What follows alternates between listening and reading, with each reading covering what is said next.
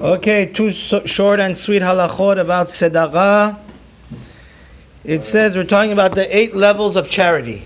To review, the highest level is to find the guy a job or become partners with him.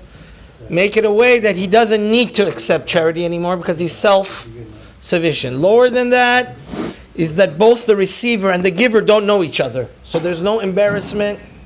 Now the third level of charity is sheyodeya leminoten velo yada lemino lokeach.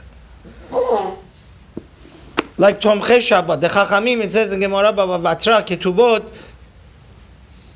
you know who you're giving to, but the person accepting doesn't know. Like it says the Chachamim would go like 5 a.m. with their wives. The wife would cook challah, put it Friday morning by the door, like Tomchei Shabbat. And it says once they, like the konchkav misha, the guy becomes curious to see who's giving him the food, and then the rabbi, he jumps into the oven where they cook challah because he didn't want to, like this week's Parsha Tamar. So, and the Maran brings that if there's not reliable gabbai tzedakah, right? Because if the gabbai is not a Talmid Chacham, that he's not giving it the right way or to the right people, then it's better not to give to the local Jewish Federation charity. Like now, here the Jewish Federation, the Reformed, they give to Mexicans. So it says, if the Gabbai Tzedakah is not reliable, then you yourself should go put it at the door of the people that are needy, but make it in a way that they don't know who you are. And one more level below this, the 4th level is that the poor person knows who he's getting from, but the rich person doesn't know who he's giving to. Like, what's the case? It says in the Gemara, like the Chachamim used to have a backpack, and then they would say, like, put a label, free food.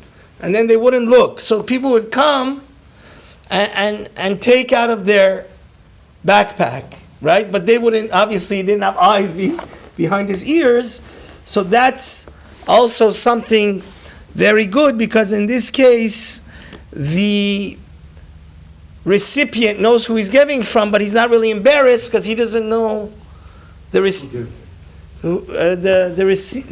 recipient knows who he's getting from, but he doesn't know who's getting it, and therefore we said the number right, who he's giving it to, and then in this case, the less embarrassment, the better, right? That's why I want to say parenthetically, you have to be very careful to lend money, because most people, when they borrow money, they remember they're very friendly with you when they get the money, but when they want to give the money back, they get forgetful.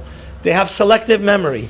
But if you get a document, you have a shatar, and you have witnesses or take collateral, that's the highest level of tzedakah, we said, because that's going back to the highest level, because the guy doesn't embarrass. Everybody borrows money from each other.